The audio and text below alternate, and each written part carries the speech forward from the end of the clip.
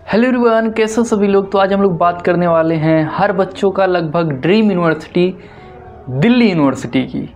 बहुत ही फेमस, मतलब मैं कहूँ कि इसका सर्टिफिकेट अगर तुम्हारे पास ग्रेजुएशन का है ना, तो आधी तुम्हारी क्वालिटी ऐसे ही लोगों के सामने झलक जाती है कि हाँ ये बच्चा परफेक्ट ही है, तभी वहाँ से इसने अपनी ग्रेजुएशन कंप्लीट की है। तो आज इसी यूनिवर्सिटी की हम लोग बात करने वाले हैं, ठीक है। तो चलो शुरू करते हैं।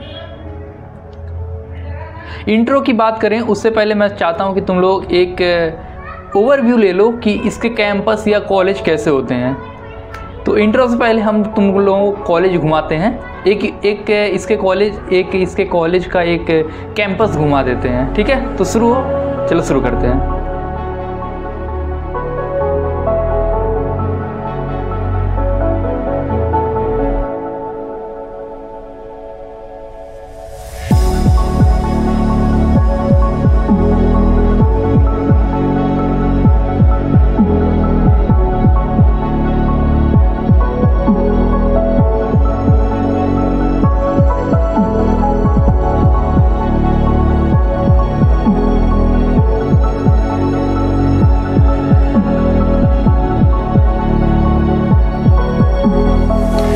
कैसा लगा कैंपस टूर करके, और उस कॉलेज का तुम लोग नाम भी मुझे बताना, किस कॉलेज का कैंपस टूर किए हो।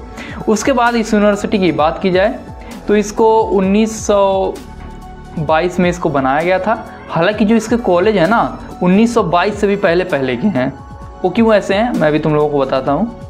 और उसके बाद यहाँ देखो बोल रहा है कि इंडियाज़ मोस्ट प्रेस्टिजियस यूनिवर्सिटी, ठीक है, academic excellence, research and cultural diversity.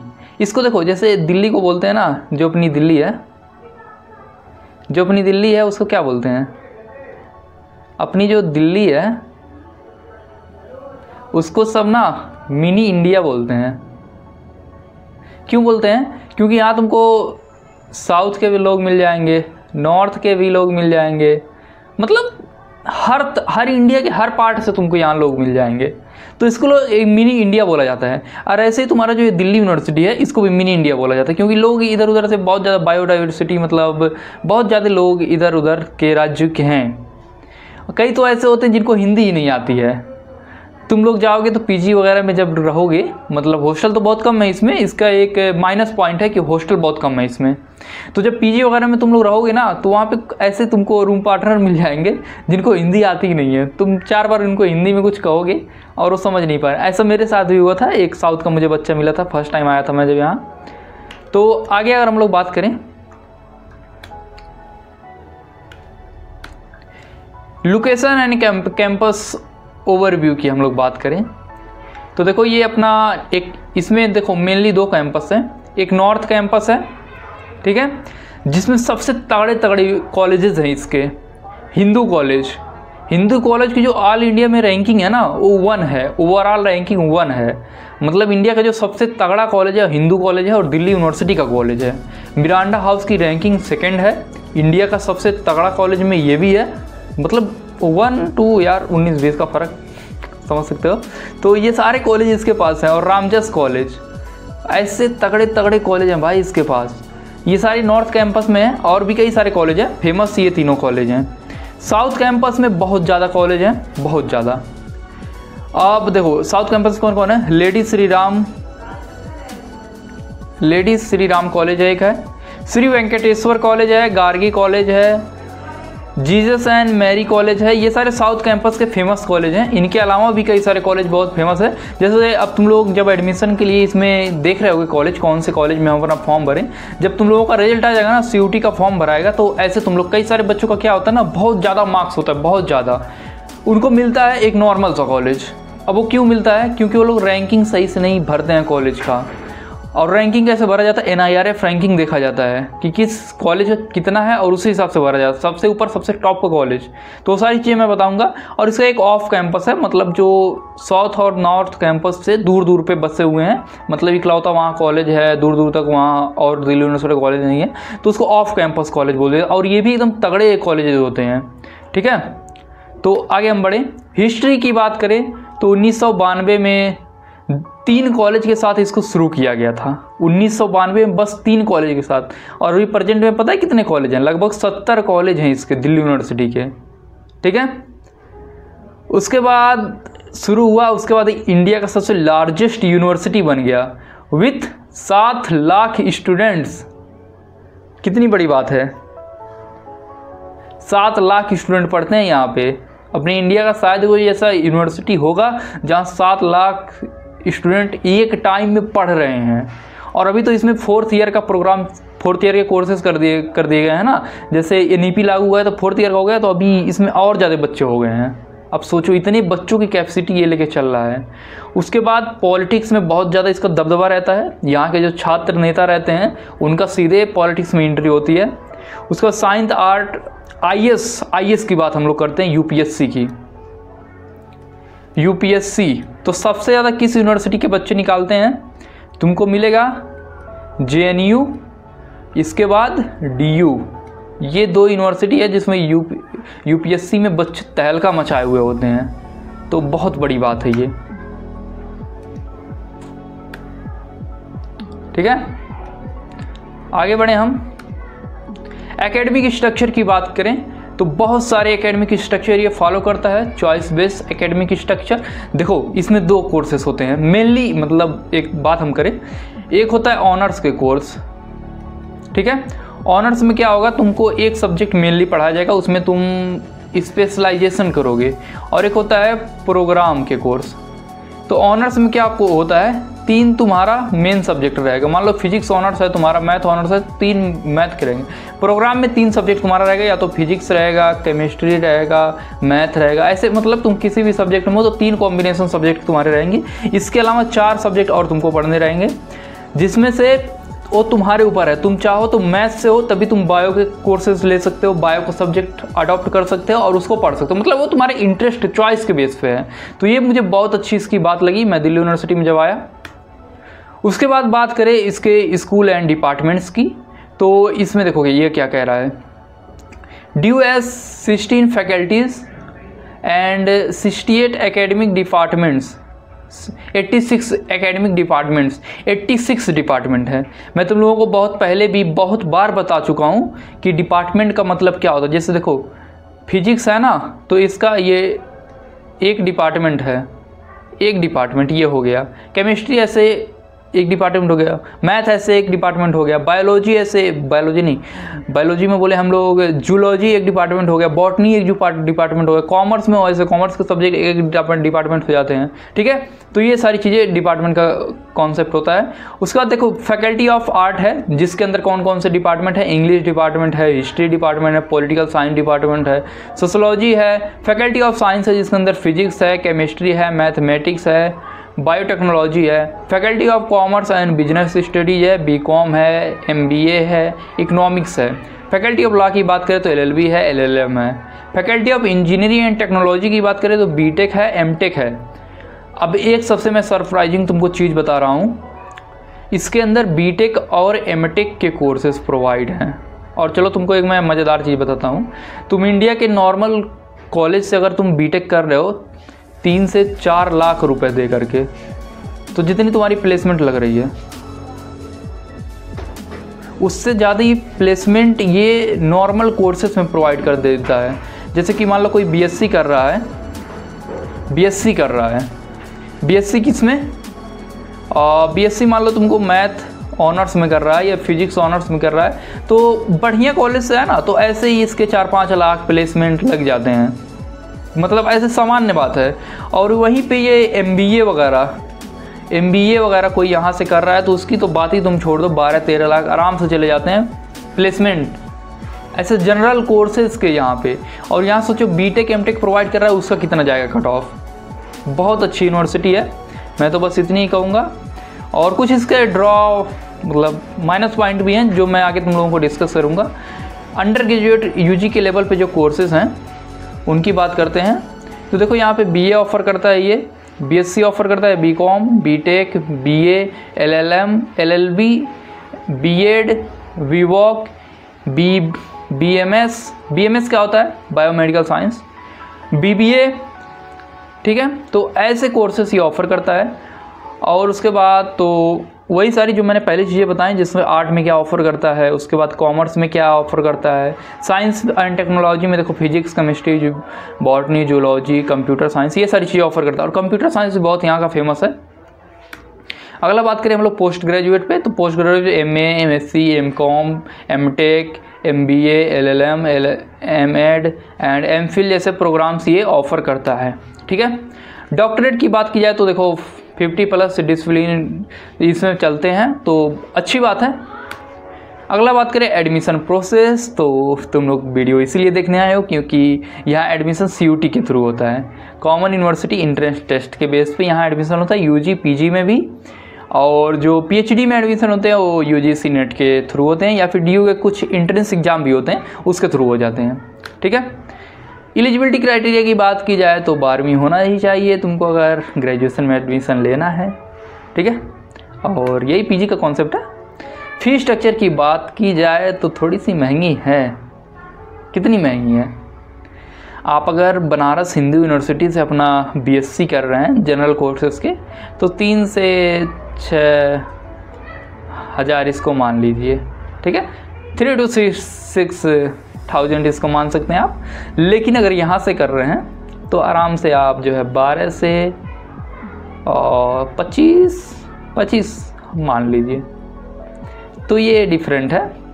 और बाकी स्कॉलरशिप भी यहाँ प्रोवाइड होते हैं। तो स्कॉलरशिप में मैक्सिमम जो स्कॉलरशिप आपको फ़ी रिफ़ंड का एक आता है जो यूनिवर्सिटी की तरफ से मिल जाता है, बहुत आसान होता है। लेकिन हमको नहीं मिल पाया था भाई, क्योंकि हमने लेट कर दिया था बनने में। तो मैक्सिमम इसमें 12,000 तक आपको फ़ी रिफ़ंड कर दिया जाता है। तो अच्छी बात है। अगर आपका 13-14 हज़ार लग रहा है तो 1-2 हज़ार जाएगा और बाकी जाएगा। और इसके अलावा एग्ज़ाम फीस लगता है। ठीक। तो फ़ी थोड़ा सा महंगा है, थोड़ा सा नहीं महंगा है यार, ठीक ठाक। और हॉस्टल भैया, हॉस्टल का फ़ी हम क्या तुमको बताएं कितने हैं हॉस्टल के। तो हॉस्टल का फ़ी 80,000 से ले करके 140,000 तक आप मान सकते हैं। 1,40,000 मतलब। ठीक है। तो हॉस्टल वैसे तो बहुत कम है। हॉस्टल का तो तुम लोग अपने मन में बैठाना मत कि हॉस्टल मिलता भी है यहाँ पे। मान लो कि हॉस्टल होता ही नहीं है। 70 कॉलेज हैं जिनमें से 10 कॉलेज में अराउंड हॉस्टल होगा। ठीक है। तो तुम लोग मान लो कि हॉस्टल नहीं मिलेगा यार। और बाकी PG में तुम लोग रहते हो तो PG की स्टार्टिंग जो है यहाँ पे 7,000 से ले करके, मतलब 7,000 से प्लस में ही तुमको PG मिल जाएंगे। और ये मैं बात कर रहा हूँ साउथ कैंपस की। अगर नॉर्थ कैंपस में जाओगे यार तो अगर कॉलेज के पास ले रहे हो बहुत ज़्यादा महंगा होता है। जनरली अगर नॉर्थ कैंपस की हम बात करें, नॉर्थ कैंपस की अगर कॉलेज के आसपास ले रहे हो तुम, तो स्टार्टिंग 9,000 से हो जाता है। बहुत सारे लोग यूट्यूब पे तुमको डराएंगे कि 12,000 से होता है। नहीं, ऐसी बात नहीं है। हाँ, तुम बहुत ज़्यादा अगर रईस ज़्यादा के बेटे हो तो तुम लोगे यार महंगा। बाकी जनरल मैं सामान्य वर्ग के बच्चों के लिए बता रहा हूँ कि इतने में तुमको हॉस्टल मिल जाएगा। अब ऐसा मत करो कि उसमें AC लगा हो और चीज़ें हों। तो ऐसा अभी पढ़ाई कर रहे हो, अभी पढ़ाई पे ध्यान दो लो, बाकी चीज़ें बाद में करते रहना। ठीक है। तो हॉस्टल का थोड़ा सा वही माइनस पॉइंट है हॉस्टल का ही इसमें। कैंपस लाइफ की बात की जाए तो कैंपस लाइफ तगड़ी है, बहुत ज़्यादा मस्ती करने वाले हो तुम लोग। उसके बाद देखो ये बोल रहा है ना, vibrant student culture with various societies in dance. एक मैं यूट्यूब पे देख रहा था एक शॉर्ट जिसमें बोल रहा था कि जितना हमारे उधर जो अपने हैं कई सारी जगहों पे जितनी सोसाइटी नहीं है, उतने ज़्यादा हमारे यहाँ कल्चरल सोसाइटी है। ठीक है। मतलब नोएडा वगैरह, नोएडा गुड़गांव जैसे जगहों पे जितनी सोसाइटीज़ नहीं है, उससे ज़्यादा हमारे यहाँ कल्चरल सोसाइटी है। एक नॉर्मल जो सामान्य कॉलेज है उसके अंदर तुमको 20 से 25 सोसाइटी मिल जाएंगे, छोटे बड़े डिपार्टमेंटल लेवल के सारे। ठीक है। सोसाइटी क्या होते हैं? सोसाइटी का मतलब होता है कोई संस्था या फिर कॉलेज का कोई अपना, जिसमें तुम जाके कुछ कर रहे हो। जनरली देखो बच्चे NCC से इसको कंपेयर कर सकते हैं, क्योंकि 12th लेवल पे काफ़ी बच्चे NCC को जानते हैं, तो इसलिए मैं हर वीडियो में अपने बताता हूँ NCC जैसा। तो ऐसी सोसाइटी होती हैं, लेकिन कई सारी होती हैं, बहुत ज़्यादा होती हैं। देखो ड्रामा की सोसाइटी होगी, डिबेटिंग सोसाइटी होगी, म्यूजिक सोसाइटी होगी, उसके बाद डिबेट वगैरह का तो होगा ही, NSS होगा, NCC होगा, उसके बाद हर डिपार्टमेंट फिजिक्स से हो तो तुम्हारे फिजिक्स का अलग सोसाइटी होगा, केमिस्ट्री हो केमिस्ट्री का अलग सोसाइटी होगा। तो ऐसे सारे डिपार्टमेंटल के अलग अलग सोसाइटीज होते हैं। लाइब्रेरी की बात की जाए तो एकदम तगड़ी लाइब्रेरी होती है।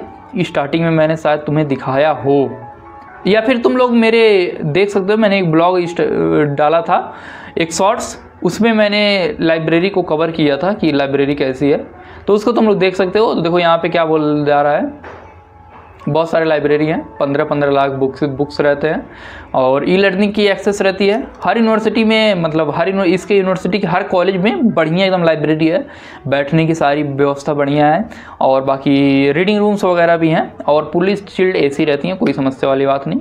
लेबोरेटरीज़ की बात की जाए तो बढ़िया लेबोरेटरी है, तगड़ी लेबोरेटरी है, देख सकते हो ये फ़ोटो, ये दिल्ली यूनिवर्सिटी के ये कॉलेज का है, कितनी मस्त लेबोरेटरी है और मस्त होता है, सारे बच्चों के लिए एकदम चीज़ें होती हैं, कोई दिक्कत वाली बात नहीं। स्पोर्ट्स की बात की जाए तो वैसे तो देखो यार, ये सबसे तगड़ी यूनिवर्सिटी में से एक है। हाँ, इसकी NIRF रैंकिंग मैं तुमको बता देता हूँ, NIRF रैंकिंग 2024, तो इसकी रैंकिंग है 6। अब 6 क्यों है, BHU की 5 है, 6 इसकी क्यों है, क्योंकि इसमें कई सारे कॉलेजेस हैं, कोई मेन कैंपस ऐसे नहीं है, इसके वजह से मुझे लगता है कि इसकी रैंकिंग 6 है। बाकी है ये BHU से पढ़ाई के मामले में अच्छा है, क्योंकि मेरे फ्रेंड वहाँ पे हैं, वो लोग रिव्यू देते रहते हैं यार, सब जगह फैले हुए हैं अपने मित्र लोग। उसके बाद देखो यहाँ पे अगर हम लोग स्पोर्ट्स की बात की जाए तो क्रिकेट है, football, basketball, swimming and athletics और भी बहुत सारी स्पोर्ट्स की व्यवस्था होती है। और बाकी इसमें देखो 2 कॉलेजेस के बीच में गेम होते रहते हैं। तुम देशबंधु से हो, नहीं तुम हिंदू से हो, तुम मिरांडा हाउस से हो, तो मिरांडा हाउस तो लड़कियों का है, गड़बड़ हो जाएगा। तुम हाँ मान लो तुम हिंदू कॉलेज की लड़की हो और मिरांडा हाउस की लड़कियां हैं, उनके बीच में एक इंटर कॉलेज कंपटीशन हो जाएगा गेम्स का, जिसमें जो जीतेगा बढ़िया प्राइज वगैरह पाता है। स्टूडेंट सपोर्ट्स की बात की जाए तो बहुत ज़्यादा स्टूडेंट सपोर्ट है, मैं तुमको इसमें बस यही बोलूँगा कि बहुत है। प्लेसमेंट एंड करियर अपॉर्चुनिटीज़ की बात की जाए तो भाई भरा पड़ा है, सबसे ज़्यादा किसी यूनिवर्सिटी में है तो मैं बस यही कहूँगा DU में है, बहुत ज़्यादा है, एकदम निखर जाएगा तुम्हारा पर्सनालिटी आओगे तो। लेकिन हाँ, पढ़ाई के अलावा भी चीज़ें सोचनी पड़ेंगी तुमको, तभी निकलेगा। क्योंकि मेरे कई सारे क्लासमेट्स हैं बस जो पढ़ाई में ही डूबे रहते हैं यार, किताबी कीड़े बन चुके हैं सब। अगर 4 लोगों के सामने खड़े कर दो तो वो लोग क्या मैं बोलूँ, रहने दो, कुछ मैं कहना नहीं चाहता। इंडस्ट्रियल कोलैबोरेशन की बात की तो बहुत ज़्यादा है। अभी हम लोग जो है DRDO से हमारे कॉलेज का चलता है। उसके बाद अभी कुछ दिन पहले हम लोग नेशनल फिजिक्स लैब में गए थे, CSIR national physics lab, YouTube पे सर्च करके देखना कितना तगड़ा है वो।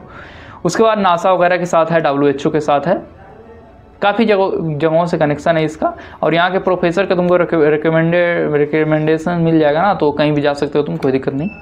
एलुमनाई की बात की जाए तो यार चलो मैं गिनवाता हूँ तुमको। नरेंद्र मोदी कौन है, पहचानते हो? Prime minister of India. Arun Jaitley former finance minister. Shashi Tharoor politician and writer. Shahrukh Khan को जानते हो, ये बॉलीवुड एक्टर हैं। और बहुत ज़्यादा हैं भाई। अमिताभ बच्चन को जानते हो, ये भी यहीं से पढ़े हैं। और किनको मैं बताऊं, और चलो छोड़ो, बहुत ज़्यादा लोग हैं। कॉलेज में जब जाओगे तो कॉलेज में बड़ा सा पोस्टर लगे रहेगा, तुम्हारे जितने कॉलेज के एलुमनाई होंगे वहाँ पे सारे लोगों के पोस्टर रहेंगे।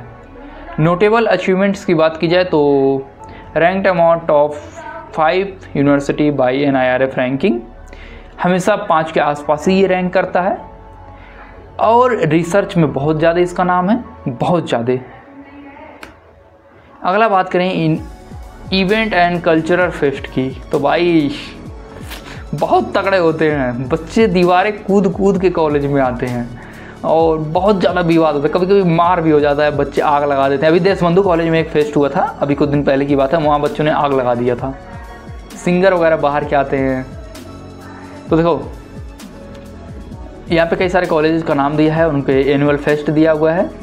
और भाई तगड़े लोग आते हैं, साल में 2-3 फेस्ट हो जाते हैं, जैसे डांडिया नाइट होगा, 3-4 घंटे मस्त डांस चल रहे हैं।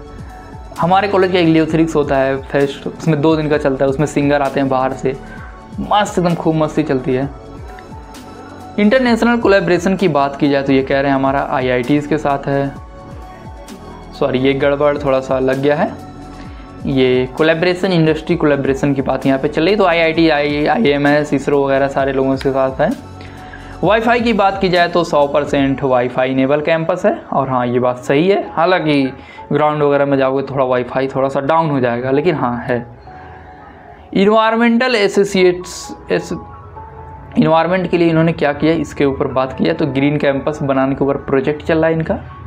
सोलर एनर्जी पे फुल फोकस किया जा रहा है। हमारे कॉलेज है तो हमारे कॉलेज का आधा लगभग एनर्जी सोलर पे ही डिपेंड है। वेस्ट मैनेजमेंट के ऊपर ये बहुत अच्छा कर रहे हैं और बाकी रिसर्च वगैरह में तो लगे ही हैं। एक्स्ट्रा कैरिकुलम एक्टिविटीज़ की बात की जाए तो वही स्टूडेंट लर्न सोसाइटी वगैरह हैं, बहुत सारे सोसाइटी हैं यार, बहुत सारे। फ्यूचर प्लान्स की बात की जाए तो AI वगैरह में बढ़िया करना है इनको।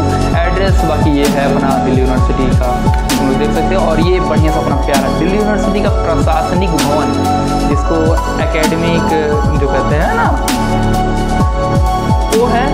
और यहाँ पे जा सकते हो, ज़रूरत नहीं पड़ती लोगों को यहाँ जाने की। और ये शायद नॉर्थ कैंपस में ही है, मैं साउथ कैंपस से हूँ।